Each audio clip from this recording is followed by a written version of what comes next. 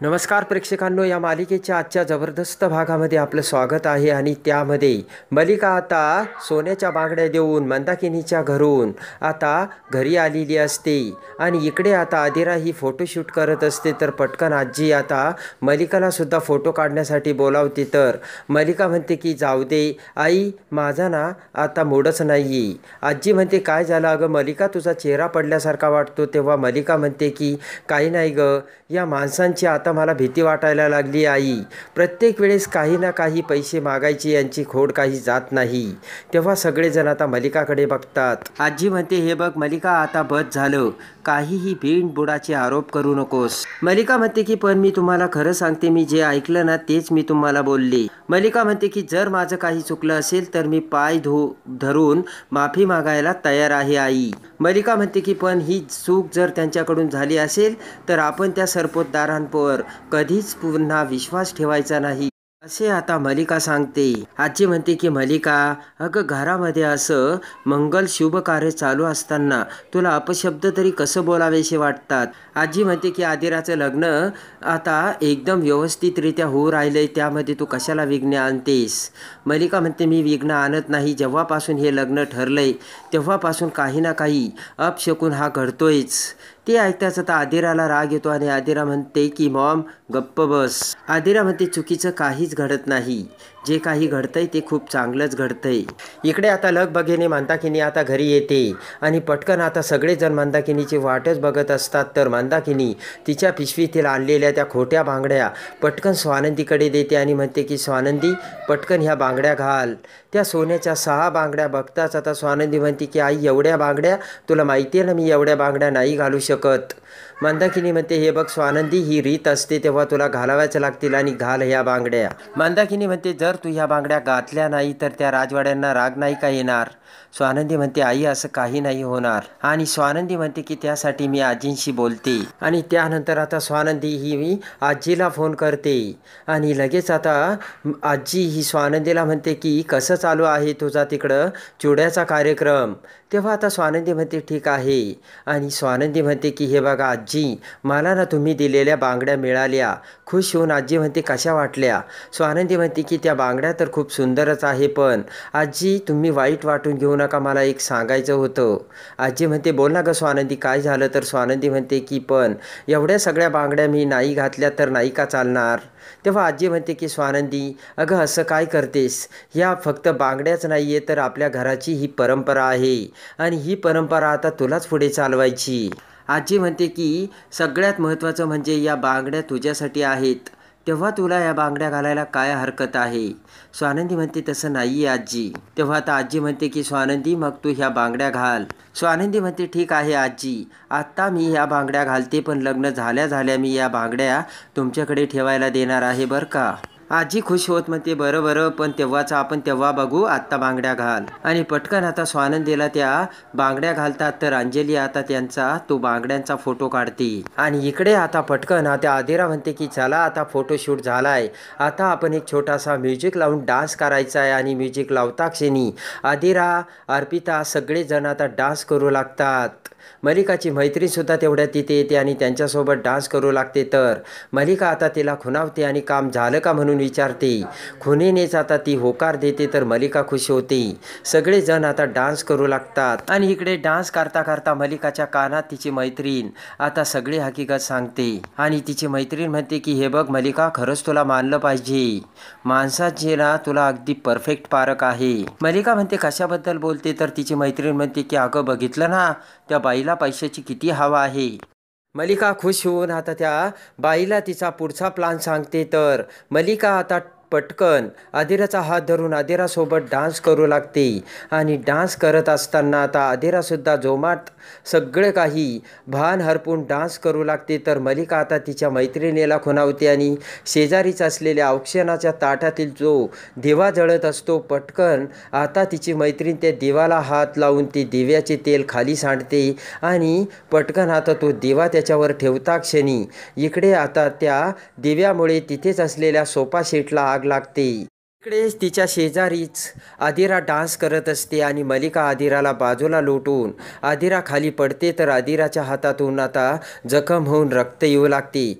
तेवढ्यात समर देखील तिथे आलेला असतो आणि ती आग बघताच समर आता पाण्याचा जार घेऊन पळतच ती आग विझवतो.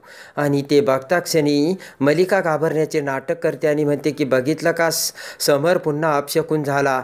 तेव्हा समर काकूला म्हणतो की हे बघ काकू, काही घडलेलं नाही, उगाच आता अजून वाच्यता करू नकोस. मलिका म्हणते काय रे समर. समर आता आदिराला म्हणतो तुला त्रास होतोय का. आदिरा म्हणते फार काही नाही. अर्पिता आता पटकन गोविंदला हळद आणावयास सांगते. इकडे पटकन आता मंदाकिनी ते 10 लाख रुपये घेऊन घरामध्ये येते आणि कपाट उघडून ते पैसे त्यामध्ये ठेवू लागते. पण पुन्हा विचार करून मंदाकिनी म्हणते की नको नको, हे पैसे जर यांच्या हाती लागले तर पुन्हा आता मोठा आरडाओरड होईल. आता डोक्याला हात लावत मंदाकिनी विचार करते की काय करू आणि हे पैसे मी कुठे ठेवू. आणि पटकन आता इकडे तिकडे फिरू लागते. आणि त्याच वेळेस आता देव्हाऱ्याच्या फोटो मागे मंदाकिनी ते 10 लाख रुपये ठेवत असताना पाठीमागून सुस्मिता तिथे येते आणि मंदाकिनीला बघते. पैसे ठेवताच मंदाकिनी पाठीमागे वळते, तर सुस्मिताला बघून मंदाकिनी घाबरते. सुस्मिता म्हणते की आई ते सगळं ठीक आहे, पण एवढे पैसे तू कुठून आणलेस. आता सुस्मिता म्हणते की आई तू सांग ना. तर तोंडावर बोट ठेवत मंदाकिनी म्हणते हे बघ, कुठेही कोणालाही काहीही बोलायचं नाही. मंदाकिनी पटकन दरवाजा बंद करते आणि म्हणते हे बघ, कुणालाही सांगायचं नाही आणि तू काहीच बघितलेलं नाही आहेस. सुस्मिता म्हणते की आई पण कुठून आणलेस हे पैसे मला सांग ना. आणि इकडे आता मंदाकिनी म्हणते हे बघ, तू गडबड करू नकोस आणि मोठ्याने ओरडूही नकोस. आणि इकडे आता अर्पिता ही अंशुमनकडे येते आणि लगेच आता अंशुमन म्हणतो की आज बाहेर फंक्शन एकदम मस्त झालं असेल ना. तेव्हा आता अर्पिता म्हणते हो अगदी विधिवत. आदिराने बांगड्या तिच्या हातात घातल्या. ते ऐकताच आता अंशुमन म्हणतो की एकही प्लान सक्सेस होत नाही. तर अर्पिता म्हणते की मम्माने आणि त्या निलिमा मावशीने आज सोफा सेटच्या त्या पडद्याला आग लागली होती, पण तेवढ्या समरदादा आला आणि त्याने ती आग विझवली. तर आता अंशुमन म्हणतो की पण विझवलीस ना. त्या समरदादाला सुद्धा काही कळत नाही आपण हे जे काही करतो ते आदिराच्या भल्यासाठीच करतोय. अर्पिता म्हणते की पण प्लान सक्सेस होत नाही आहे. आणि लगेच आता अर्पिता म्हणते की पण नक्की तुम्ही सगळे हे प्लान करतायत ना. तर अंशुमन म्हणतो ताई पण आमच्यावर संशय घेतेस का. तुझ्या मनात शंकेची पाल चुकचुकली तरी कशी. अर्पिता कानाला हात लावत म्हणते आय एम सॉरी. अंशुमन म्हणतो की तू माझी बहीण आहेस, तुझ्या जागी जर दुसरं असतं ना तर मग मी काय केलं असतं माहिती नाही. अर्पिता आता हसू लागते. अंशुमन म्हणतो काय झालं असं हसायला. अर्पिता म्हणते की तुझा हाच असा राग ना मला खूप आवडतो आणि राग तुझ्या मनात असाच असू दे, तो आपल्या शत्रूला दाखवायचा. तेवढ्यात निलिमा मावशी तिथे येते आणि म्हणते की कोण कोणाबरोबर भांडतंय. एकमेकांसोबत भांडायचं नाही तर आपल्या शत्रूसोबत भांडायचं. तेव्हा अंशुमन म्हणतो की निलिमा मावशी पण तू इथे कशी. आणि इकडे आता निलिमा म्हणते मी मलिकाकडे जाणार होते, पण मला वाटलं की ती थकली असेल आणि झोपली असेल म्हणून मी तुमच्याकडे आली. अर्पिता म्हणते कशासाठी. निलिमा म्हणते हे बघ, मी मलिकासाठी एक वस्तू घेऊन आले होते. म्हणजे मी ती मलिकासाठी घेऊन आले होते, पण मला वाटलं तुम्हाला दाखवावी. तर आता अर्पिता म्हणते आहे का यामध्ये. तर निलिमा म्हणते ते माझं आणि मलिकाचं सिक्रेट आहे. निलिमा म्हणते की या वस्तूची माझ्या तुम्ही हळदीमध्ये बघा, खाज आणि खरूच याचं हे परफेक्ट औषध आहे. आणि लगेच आता अंशुमन म्हणतो या मॉमच्या ना काय डोक्यात चालू असताना तेच काही कळत नाही. निलिमा म्हणते की अरे ती कॅप्टन आहे, अगदी जे काही निर्णय घेते ते परफेक्ट घेते. आणि आता अंशुमन, अर्पिता, निलिमा मावशी तिघेही खुश होतात आणि एकमेकांना टाळी देतात.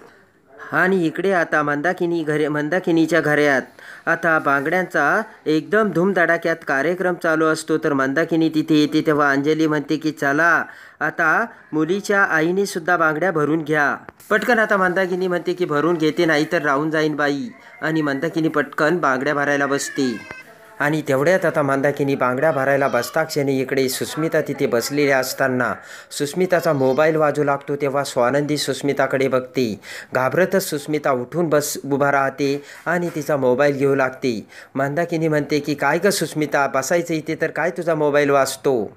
आता सुस्मिता म्हणते की आई मला एक महत्त्वाचा फोन आला आहे. सगळ्यांकडे बघत घाबरतच आता सुस्मिता ही बाहेर जाऊ लागते. अंजली, स्वानंदी सगळेजण आता सुस्मिताची ती अवस्था बघतात. आणि इकडे आता तो मुलगा सुस्मिताला फोन करतो आणि म्हणतो की हे बघा, तुमची जर पैशाची व्यवस्था होत नसेल तर मला दुसऱ्या मुलींना घेऊन द्या ना, त्यांना हा रोल मी देतो. सुस्मिता म्हणते नको नको, हा रोल मला करायचा आहे, मला जरा टाईम द्या. सुस्मिता म्हणते की आज रात्रीपर्यंत मी कॅश रेडी ठेवते, चालेल का? तो मुलगा म्हणतो फक्त तुझ्यासाठी. तुझ्या जागेवर जर दुसरी असती ना तर मी तिला चान्सच दिला नसता. तेव्हा सुस्मिता खुश होते आणि तो मुलगा म्हणतो की हा तुझ्यासाठी लास्ट चान्स, तर खुश होत सुस्मिता म्हणते की बाय आणि मी फोन ठेवते. आणि इकडे आता स्वानंदी ही लॅपटॉपवर तिचे काम करत असताना स्वानंदीचा फोन वाजतो. आता आदिरा ही स्वानंदीला फोन करते तर हसतच स्वानंदी म्हणते बोला मॅडम, कशी झाले मेहंदी आणि कसा झाला कार्यक्रम? आदिरा म्हणते एकदम मस्त. आणि तिकडे पिंट्या दादाला सुद्धा मजा आली असणार नाही का? आदिरा म्हणते की अगं नंदुताई तू म्हणाली आणि त्यांनी चक्क हातावर मेहंदी काढून घेतली. स्वानंदी म्हणते की तुझ्या आनंदासाठी त्यांनी त्यांच्या हातावर मेहंदी काढली. आदिरा म्हणते की नंदुताई तुम्ही दोघं एकमेकांना खूप छान कॉम्प्लिमेंट करणार आहात. आदिरा फोनवर बोलत असताना आता तेवढ्यात समर तिथे येतो आणि समर तिथे येताच आता आदिरा पटकन एक आयडिया करते आणि आदिरा समरला म्हणते की अरे पिंट्या दादा, नंदुताईचा फोन आहे, धर बरं मला. आज्जो हाक मारते आणि समरकडे मोबाईल देऊन आता आदिरा ही बाहेर निघून जाते. आता पटकन समर आणि स्वानंदी बोलू लागतात. स्वानंदी म्हणते की हे बघा मला सांगितलं आहे आदिराने तुम्ही हातावर मेहंदी काढली म्हणजे. लगेच आता समर म्हणतो की हो, हे सगळं जे चाललंय ते आदिरासाठी तर चाललंय. आणि आता समर म्हणतो बरं चला गुड नाईट. तर स्वानंदीसुद्धा गुड नाईट बोलते. समर फोन कट करतो आणि इकडे आता सगळेजण रात्री झोपलेले असताना सुस्मिता आता पटकन त्या फोटो शेजारी येते आणि पटकन त्या फोटो पाठीमागील आता 10 लाख रुपये पटकन आपल्या पाऊचमध्ये घालते आणि गुपचूप आता झोपलेल्या सगळ्यांकडे बघत आता पटकन दरवाजा बंद करून सुस्मिता ते पैसे घेऊन जाऊ लागते. तर समोरच स्वानंदी बसलेली असते. सुस्मिता स्वानंदीला बघताच आता सुस्मिताला धक्का बसतो. तर एकटक नजरेने स्वानंदी सुस्मिताकडे बघते आणि म्हणते काय ग, कुठे निघालीस आणि असं भूत बघितल्यासारखं का घाबरलीस? सुस्मिता इकडे तिकडे बघत म्हणते की काही नाही. आणि तेवढ्या स्वानंदी म्हणते की काय बॅग घेऊन बाहेर निघालीस का कुठे? घाबरतच आता सुस्मिता म्हणते की ताई माझी ना एक फ्रेंड आहे. तेवढ्या स्वानंदी म्हणते कोण फ्रेंड? आणि आता सुस्मिताला धक्का बसतो. त्यानंतर आता इकडे समर हा आता अर्पिताकडे येतो. अर्पिता तिथे बसलेली असताना समर आता अर्पिताला म्हणतो की काय ग अर्पिता, तू अजून तयार नाही झालीस का? तेव्हा आता अर्पिता समरला म्हणते की मला तर आता काहीच कळत नाही, या लग्नामध्ये आदिरा किती ॲडजस्टमेंट करणार आहे ते, आणि खरोखर मला आता आदिराची काळजी वाटायला लागली अशी अर्पिता आता समरला बोलते. तेव्हा आता समर म्हणतो की हे बघ, आदिराला जर हे लग्न करायचं नसतं आणि तिला जर ॲडजस्टमेंट करायची नसती तर ती अगोदरच हे लग्न मोडून मोकळी झाली असती अर्पिता. तेव्हा आता समर म्हणतो की हे बघ आता लग्न ठरलंय आणि यामध्ये आता कोणताच बदल होणार नाही असे आता समरने अर्पिता आणि मलिकाला ठणकावून सांगितलेलं असतं. आणि त्याच वेळेस आता मलिकाचा चेहरा तिथे पडलेला असतो आणि समरने आता लग्नामध्ये कोणताही बदल होणार नाही आणि लग्न हे ठरलं आणि ते होणारच असे मलिकाला तोंडावर ठणकावून सांगितलेलं असतं. ते आता सांगून समर तेथून निघून जातो. तेव्हा अर्पिता आता मलिकाला म्हणते की ही आदिरा आणि हा समर दादा आपलं काहीच ऐकत नाही आणि हे जर लग्न झालं तर मग आपला काय उपयोग? तेव्हा आता मलिका अर्पिताला म्हणते की काही जरी झालं तरी आपण यामध्ये धुमाकूळ तर घालणारच आहोत. आणि तिघेही आता एकमेकांकडे बघत हसू लागतात. तर आता मलिका ही लग्नामध्ये काय धुमाकूळ घालणार आणि समर आणि स्वानंदी आजी आदिरा हे चौघेजण एकत्र येऊन आता त्यांचा प्लान कसा धुडकावून लावणार हे बघण्यासाठी, समर स्वानंदीचा लग्न सोहळा बघण्यासाठी आपल्या चॅनलला लाईक करा, सबस्क्राईब करा. आणि आदिरा